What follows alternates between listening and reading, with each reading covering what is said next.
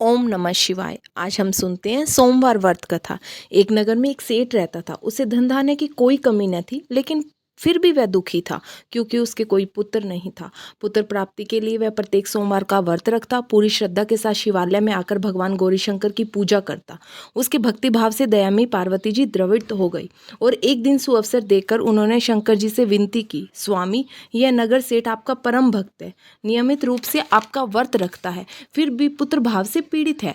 कृपया इसकी कामना पूरी करो। दयालु पार्वती की ऐसी इच्छा को सुनकर भगवान शंकर ने कहा, पार्वती, यह संसार कर्म भूमि है, इसमें जो जैसा करता है वैसा ही भरता है। इस साहूकार के भाग्य में पुत्र सुख नहीं है। शंकर के इनकार से पार्वती जी निराश नहीं हुई। उन्होंने शंकर जी से तब तक आग्रह किया जब तक वे उस साहूकार को पुत्र सुख देने को तैयार नहीं हो गए। भगवान शंकर ने पार्वती से कहा, तुम्हारी इच्छा है इसलिए मैं इसे पुत्र प्रदान कर रहा हूँ, लेकिन इसकी आयु केवल 12 वर्ष होगी। संयोग से नगर सेठ गौरीशंकर संवाद सुन रहा था। समय अपने पर नगर सेठ को सर्व सुख संपन्न पुत्र रतन की प्राप्ति हुई। सब और खुशियां मनाई गई। नगर सेठ को बधाइयां दी गई, लेकिन नगर सेठ की उदासी में कोई कमी नहीं आई, क्योंकि वह जानता था कि यह पुत्र केवल 12 वर्ष के लिए प्राप्त हुआ है, उसके बाद कालबली इसे मुझसे छीन लेगा। इतने पर भी सेठ ने सोमवार का व्रत और गौरीशंकर का पूजन हवन यथाविधि पूर्ववत ही जारी रखा।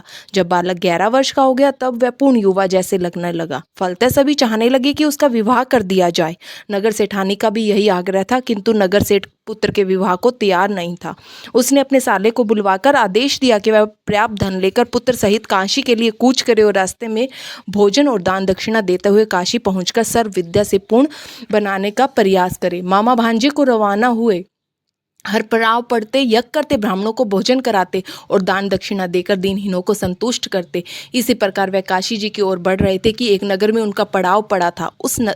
दिन उस नगर के राजा की कन्या का विवाह था। बारात आ चुकी थी, किंतु वर पक्ष वाले भयभीत थे, क्योंकि उनका वर एक आंख का काना था। उन्हें एक सुंदर युवक की आवश्यकता थी। गुप्तचरों सेरेजों को जब नगर सेठ के पुत्र की रूप गुण की चर्चा का पता लगा तो उन्होंने मामा भांजे को अपने पास बुलाकर अपना उद्देश्य समझाते हुए यकीन दिलाया कि विवाह के पूरा होने तक लड़का यदि दूल्हा बना रहेगा तो वे उन दोनों को पर्याप्त धन देंगे और उनका एहसान भी मानेंगे। नगर सेठ का लड़का इस बात के लिए राजी हो गया। कन्या पक्ष के लोगों ने राजा की पुत्री के भाग्य की बहुत सराहना की।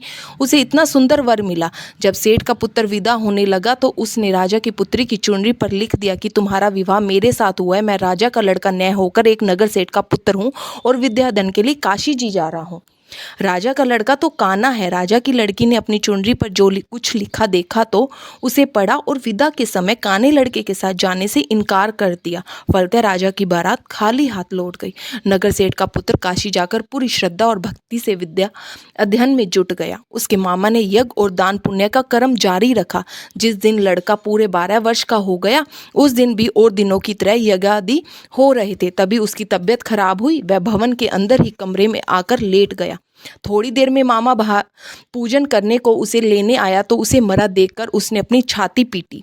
जब उसे होश आया तो उसने सोचा कि यदि मैं रोया चिल्लाया तो पूजन में विघ्न पड़ेगा, ब्राह्मण लोग भोजन त्याग कर चल देंगे। अतः उसने धैर्य धारण कर समस्त कार्य निपटाया और उसके बाद जो उसने रोना पीटना शुरू किया तो उसे सुनकर सभी के हृदय वर्धिन होने लगे। सौभाग्य से उसी समय उसी रास्ते से गौरीशंकर जा रहे थे। गौरी के कानों में वह करुण कंदन पहुंचा तो उनका वात्सल्य से पूर्ण हृदय करुणा से भर गया। सही स्थिति का ज्ञान होने पर उन्होंने शंकर भगवान से आग्रह किया कि वे इस बालक को पुनः जीवन प्रदान कर दें। शंकर भगवान को पार्वती जी की प्रार्थना स्वीकार करनी पड़ी। नगर सेठ का इकलौता लाल पुनः जीवित हो गया। फिर मामा भांजे दोनों वापस अपने नगर को लौट लिए। रास्ते में पहले की तरह यज्ञ करते, दान दक्षिणा देते उसी समय उसी नगर में पहुंचे जहाँ के राजा की कन्या के साथ लड़के का विवाह हुआ तो ससुर ने लड़के को पहचान लिया। अत्यंत आदर सत्कार के साथ उसे राजमहल ले गया। शुभ मुहूर्त निकालकर कन्या और जमाता को पूर्ण दहेज के साथ विदा किया। नगर सेठ का लड़का पत्नी के साथ जब अपने घर पहुंचा तो पिता को यकीन ही नहीं आया। लड़के के माता पिता अपनी हवेली की छत पर चढ़े बैठे थे। उनकी प्रतिज्ञा थी कि वहां से तभी उतरेंगे जबकि लड़का स्वयं उन्हें नीचे उतारेगा, वरना ऊपर से ही छलांग लगाकर आत्महत्या कर लेंगे। पुत्र अपनी पत्नी के साथ हवेली की छत पर गया। जाकर माँ बाप के सप्तनिक चरण स्पर्श किया। पुत्र